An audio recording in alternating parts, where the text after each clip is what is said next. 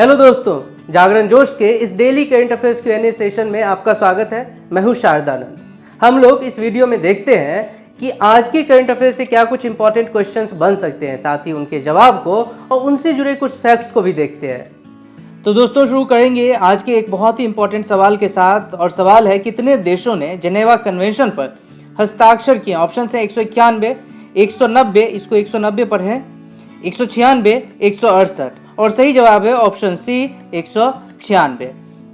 अब जैसा कि मैंने आपको एक पिछले वीडियो में बताया था कि जेनेवा कन्वेंशन क्या है और इसको ये किस लिए बनाया गया था, क्योंकि जो भी POW है, जो कि प्रिजनर्स ऑफ वॉर है या युद्ध बंदी हैं, उनके साथ किस तरह का जो दुश्मन देश हो वो किस तरह का बर्ताव करे कि उनके मानवीय मूल्यों की रक्षा हो सके, उनके साथ कोई भी ऐसी सलूक ना की जाए जिससे कि ऐसा लगे कि उन्हें इंसल्ट फील हो रहा है, उन्हें पब्लिक डिस्प्ले का ऑब्जेक्ट ना समझा जाए। तो ये सारी चीज़ें जेनेवा कन्वेंशन के तहत हुई थी। लेकिन इस पे जो आपसे एक सवाल पूछा जा सकता है कि इस पे कितने देशों ने हस्ताक्षर किए, तो सही जवाब होगा 196।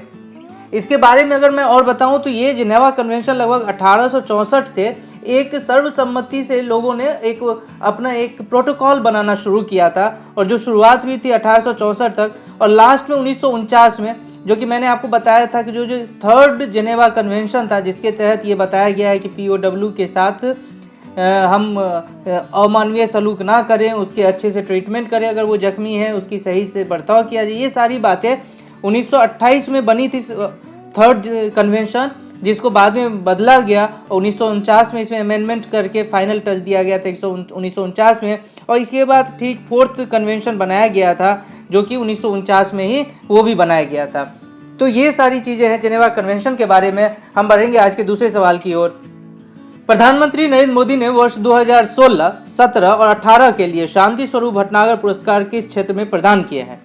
ऑप्शंस हैं विज्ञान और प्रौद्योगिकी, खेल, शिक्षा और कौशल विकास, साहित्य। सही जवाब है option A science and technology.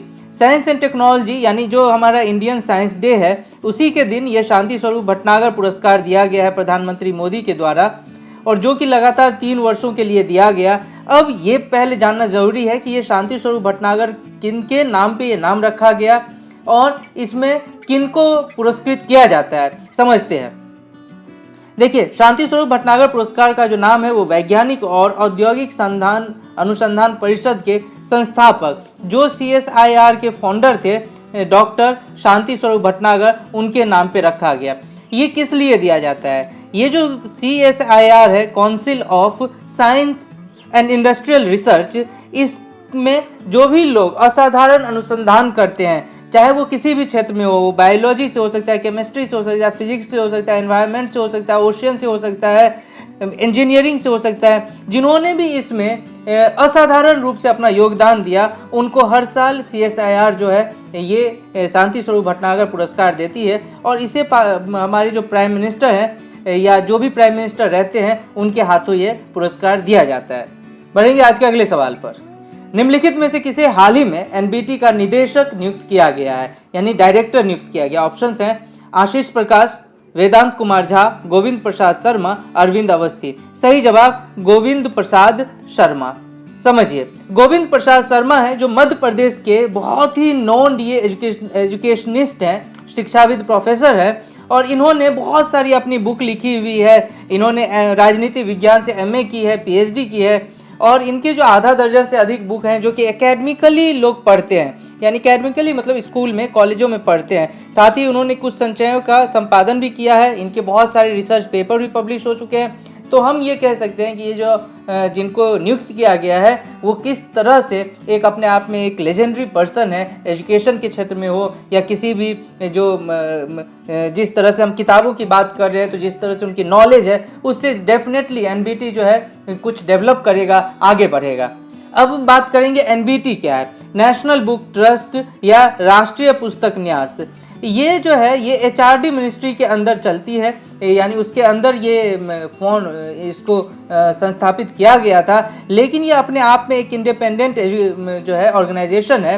जो क्या करती है, इंडिया में बुक कल्चर को बढ़ाती है कि तरह तरह के बुक जो है वो यहाँ से पब्लिश होते हैं, ताकि जो भी लोग पढ़ने के शौकीन हो उन्हें यहाँ से आसानी से बुक उपलब्ध हो। और ऐसा भी नहीं, यहाँ के प्राइस बहुत ज़्यादा, एनबीटी के बुक आप देखेंगे तो इनके जो प्राइसेस होते हैं बहुत ही मिनिमम होते हैं, ताकि ये जो एवरेज पर्सन हो, जो पढ़ने को इच्छुक हो, वो आसानी से इसे खरीद सकता है। आज का अगला सवाल, कौन से भारतीय विकेटकीपर बल्लेबाज ऑस्ट्रेलिया के खिलाफ दूसरे टी20 के दौरान अंतर्राष्ट्रीय क्रिकेट में 350 छक्के जड़ने वाले पहले भारतीय खिलाड़ी बन गए? ऑप्शन है महेंद्र सिंह धोनी, ऋषभ पंत, दिनेश कार्तिक, रिद्धिमान साहा। सही जवाब ए, MS धोनी।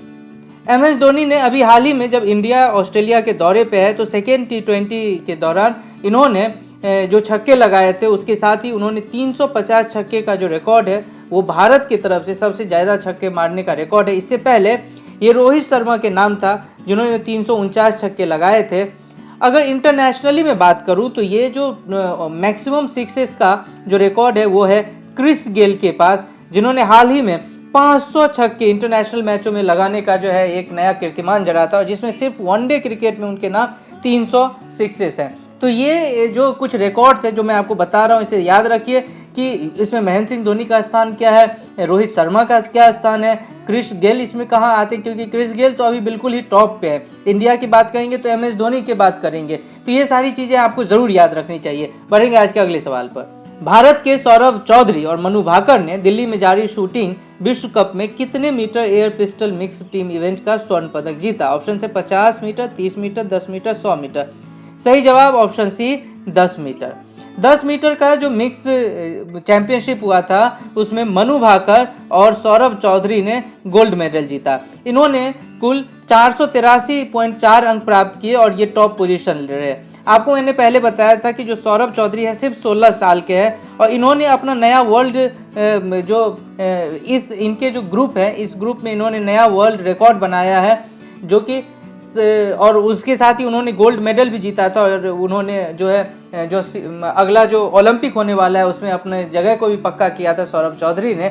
इनके नाम मैंने आपको एक और बताया था कि जो जूनियर शूटिंग चैंपियनशिप होती है वहाँ भी इनका अपना वर्ल्ड रिकॉर्ड है।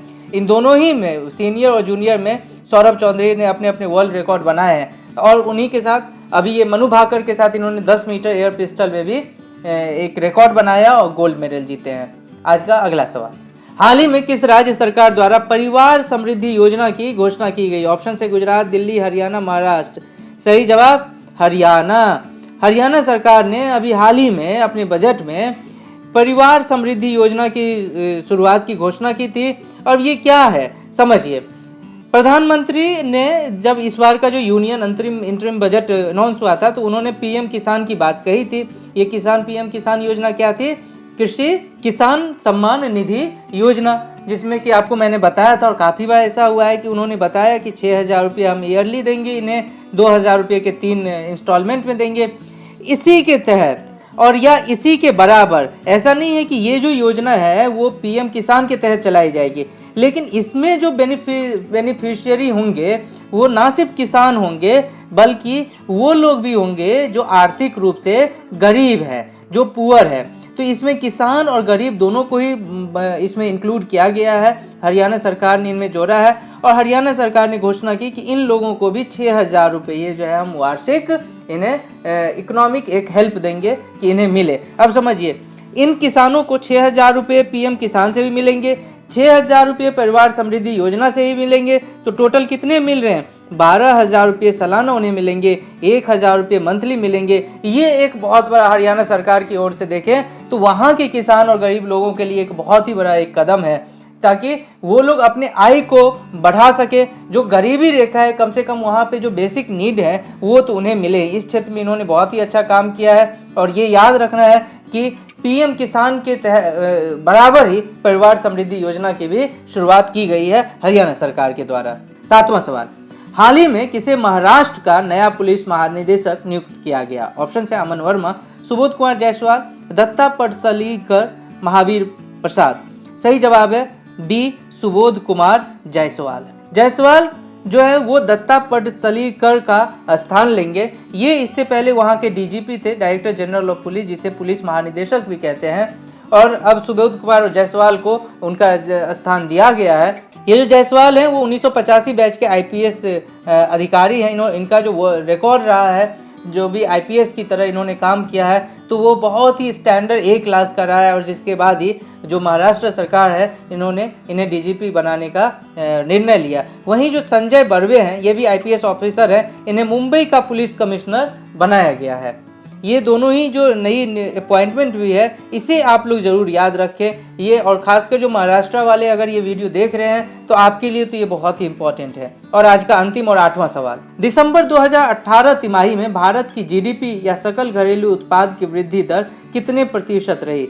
6.6%, 7%, 8.5%, 6%। सही जवाब ऑप्शन ए 6.6%। अब समझिए ये तिमाही क्या होता है। पूरे साल भर में 4 तिमाही होंगे, 3-3 महीने की तिमाही होती है। तो दिसंबर की जो तिमाही है, जिसका डेटा अभी गवर्नमेंट के पास आया है, उसमें इसका जो पहले एक सेट किया गया था कि थर्ड जो तिमाही होगी उसमें भारत 7% के रेट से ग्रोथ करेगा, वो थोड़ा कम हुआ है। 6.6% का ग्रोथ यहाँ पे मिला है भारत को। क्यों कम हुआ है समझिए। एक तो जनरल इलेक्शन आ रहा है, जिसके बाद एक जाहिर सा बात है कि बाजार का जो सेंटीमेंट होता है थोड़ा कम होता है कि किस तरह कौन लोग आएंगे, क्या होगा, नई सरकार में कैसे पॉलिसीज आएंगे। दूसरी बात, एग्रीकल्चर सेक्टर और मैन्युफैक्चरिंग सेक्टर का जो प्रोडक्शन है वो थोड़ा कम हुआ है। तो ये जो ग्रोथ है, प्रोडक्शन ग्रोथ, वो कम हुआ है, जिसके कारण ये टोटल जीडीपी में भी कमी आई है। साथ ही जो उपभोक्ता है, जो कि कंज्यूमर डिमांड है, वो भी सरकार कह रही है कम हुई है। हालांकि ये अगर कम भी हुई है तो लेकिन ऐसा है कि अभी भी विश्व भर में 6.6 का ग्रोथ रेट को हिट करने वाला इंडिया अभी नंबर 1 पोजीशन पे है ग्रोथ के मामले में अभी भी। और अगर इंटरनेशनली बात करें तो अभी भी ये चीन से आगे है और सबसे तेजी से बढ़ती प्रमुख अर्थव्यवस्था के अपने टैग को अभी तक बरकरार रखे हुआ है। अब इसी 6.6% ग्रोथ के बदौलत जो अगला क्वार्टर होगा वो मार्च अप्रैल का, उसमें जो पहले जो 7.2% का अनुमान लगाया गया था उसे घटाकर अब सरकार ने 7% का अनुमान लगाया है कि इस बार जो ये ग्रोथ होगी वो 7% की होगी। तो दोस्तों इसी के साथ हम इस पहले सेगमेंट को यहीं खत्म कर देंगे। बढ़ेंगे आज के अगले सेगमेंट पे। देखते हैं सवाल मैंने आपसे क्या पूछा था। मैंने पूछा था भारत में राष्ट्रीय विज्ञान दिवस कब मनाया जाता है। ऑप्शंस थे 28 फरवरी, 26 फरवरी, 1 मार्च, 25 फरवरी। सही जवाब है 28 फरवरी। क्यों मनाते हैं? क्योंकि इसी दिन डॉक्टर सीवी रमन ने अपने रमन इफेक्ट को बताया था, दुनिया को बताया था कि ये रमन इफेक्ट क्या है, और जिसके कारण इन्हें फिजिक्स का नोबेल प्राइज मिला था। इन्होंने बताया था कि पारदर्शी पदार्थ से गुजरने पर प्रकाश की किरणों में आने वाले बदलाव पर किस तरह से हम स्टडी कर सकते हैं, और इसी खोज के लिए 1930 में इन्हें फिजिक्स के लिए नोबेल पुरस्कार मिला था। और दोस्तों अब एक सवाल आपके लिए, जिसका जवाब आपको हमें कमेंट बॉक्स में लिख के बताना है। हाल ही में किस राज्य ने सस्ती और पोषण सहायता अन्न योजना की शुरुआत की? ऑप्शन है असम, बिहार, उड़ीसा, दिल्ली। हमें इसका जवाब आप जरूर कमेंट बॉक्स में अधिक से अधिक बताएं। साथ ही ये वीडियो कैसा लगा आप अपने फीडबैक में हमारे साथ शेयर करें। वीडियो अच्छा लगा इसे लाइक करें, इसे अपने दोस्तों में शेयर करें, उन्हें बताएं, इस चैनल को सब्सक्राइब करें और देखते रहे जागरणजोश.com।